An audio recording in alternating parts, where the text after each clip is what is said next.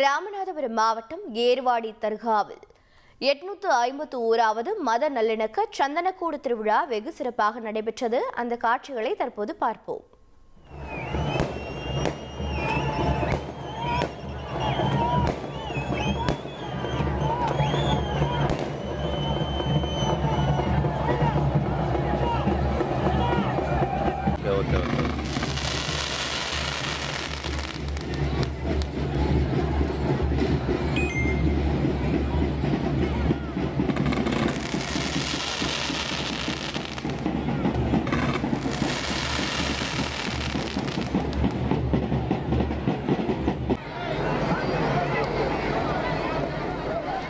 கூடுதல் தகவல்களை செய்தியாளர் சோனைமுத்தன் வழங்கிட கேட்கலாம். சோனைமுத்தன் வணக்கம். இந்த மத நல்லிணக்க சந்தனக்கூடு திருவிழாவின் சிறப்புகள் என்னென்ன சிறப்பு ஏற்பாடுகளோடு இது நடைபெற்றது?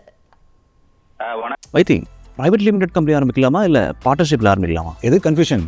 ஒரு எக்ஸ்பர்ட் கிட்ட பேசிடுவோம். எப்படி? பாஸ்வாலா பி தி பாஸ். அதாவது மிகவும் பிரசித்தி பெற்ற ஏர்வாடி தர்காவினுடைய 851வது மத நல்லிணக்க சந்தனக்கூடு திருவிழாவானது தற்போது வெகு விமர்சையாக நடைபெற்று வருகிறது. இதுல தமிழகம் மற்றும் கேரளா உள்ளிட்ட பல்வேறு மாநிலங்களிலிருந்து பல்லாயிரக்கணக்கானோர் பங்கேற்றுள்ளனர். ராமநாதபுரம் மாவட்டம் ஏர்வாடி தர்காவில் உள்ள உலக பிரசித்தி பெற்ற மகான் சுல்தான் சையது இப்ராஹிம் சகிது ஒலியுல்லா தர்கா அமைந்துள்ளது. இந்த தர்காவில் ஒவ்வொரு ஆண்டும் சந்தனக்கூடு எனும் மத நல்லிணக்க விழா வெகு விமர்சையாக நடத்தப்பட்டு வருவது வழக்கம். அதன்படி இந்த ஆண்டு 851வது ஆண்டாக கொண்டாடப்படுகிறது. இந்த சந்தனக்கூடு விழா மத நல்லிணக்க நிகழ்ச்சியாக கடந்த மாதம் 29ஆம் தேதி மௌலிது ஓதப்பட்டு கடந்த 9ஆம் தேதி கொடியேற்றம் நிகழ்ச்சியாக நடைபெற்றது. அதனைத் தொடர்ந்து இன்று அதிகாலை சந்தனக்கூடு திருவிழா நடைபெற்றது.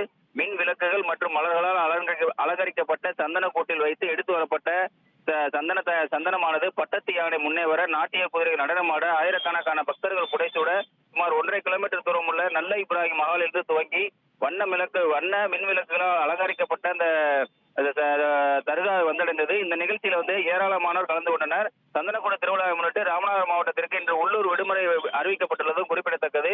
அது மட்டுமன்றி மாவட்டத்தில் இருக்கக்கூடிய பல்வேறு பகுதியிலிருந்து போலீசார் பலத்த பாதுகாப்பு பணிகளில் ஈடுபட்டு வந்தாங்க. மதுரை மற்றும் ராமநாதபுரம் மாவட்டத்திலிருந்து ஏராளமான சிறப்பு பேருந்துகளும் இயக்கப்பட்டு இந்த விழாவிற்கு வழங்கப்பட்டு வந்தது.